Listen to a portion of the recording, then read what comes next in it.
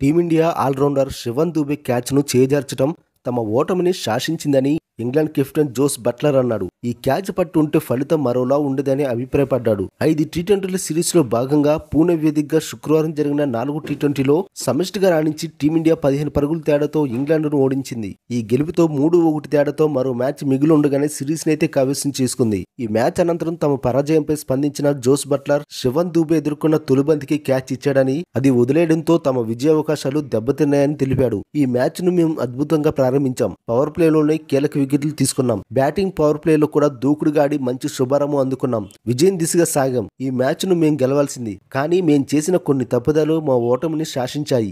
శివన్ దూబే తాను ఎదుర్కొన్న తొలిబంతికి క్యాచ్ ఇచ్చాడు, కానీ మేం వదిలేశాం. ఈ అవకాశంతో అతను అద్భుతమైన బ్యాటింగ్ ప్రదర్శన చేశాడు. బ్యాటింగ్ లో మంచి స్థితిలో నిలిచిన తర్వాత వరుసగా వికెట్లు కోల్పోయి మూల్యం చెల్లించుకున్నాం. అయితే ఈ మ్యాచ్ లో ఓడినా మాకు కొన్ని సానుకూల అంశాలైతే ఉన్నాయి. మేము ఎలా ఆడాలనుకున్నామో అలానే ఆడాం. మరింత కమిట్మెంట్ తో ఆడితే ఆశించిన ఫలితాలు దక్కుతాయి అని జోస్ బట్లర్ అయితే చెప్పుకొచ్చాడు. ఈ మ్యాచ్ లో 79 పరుగులకి 5 వికెట్లు కోల్పోయి పేకల్లోతు కష్టాల్లో పడ్డ జట్టును 87 పరుగుల భాగస్వామ్యంతో హార్దిక్ పాండ్యా, శివన్ దూబే ఆదుకున్నారు. అయితే శివన్ దూబే ఎదుర్కొన్న తొలి బంతికే స్లిప్ లో క్యాచ్ ఇవ్వగా బట్లర్ నేలపాలు చేశాడు. అతను డైవ్ చేసినప్పటికీ బంతి చెక్కలేదు. ఈ అవకాశంతో దూబే హాఫ్ సెంచరీతో చెలరేగాడు. దాంతో ముందుగా బ్యాటింగ్ చేసిన భారత్ నిర్ణీత 20 ఓవర్లలో 9 వికెట్లకు 181 పరుగులు చేసింది. హార్దిక్ పాండ్యా 30 బంతుల్లో 4 ఫోర్లు 4 సిక్సర్లతో 53 పరుగులు చేశాడు. శివన్ దూబే 34 బంతుల్లో 7 ఫోర్లు 2 సిక్సర్లతో 53 పరుగుల హాఫ్ సెంచరీతో రాణించాడు.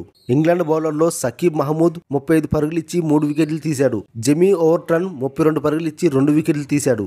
బ్రైడన్ కార్స్, ఆదిల్ రషీద్ తలా 1 వికెట్ తీశారు. ఆ తర్వాత లక్ష్య ఛేదనకు దిగిన ఇంగ్లాండ్ 19.4 ఓవర్లలో 166 పరుగులకు ఆలౌట్ అయి ఓటమి పాలైంది. హ్యారీ బ్రూక్ 26 బంతుల్లో 5 ఫోర్లు 2 సిక్సర్లతో 51 పరుగుల హాఫ్ సెంచరీతో రాణించిన ఫలితం అయితే లేకపోయింది.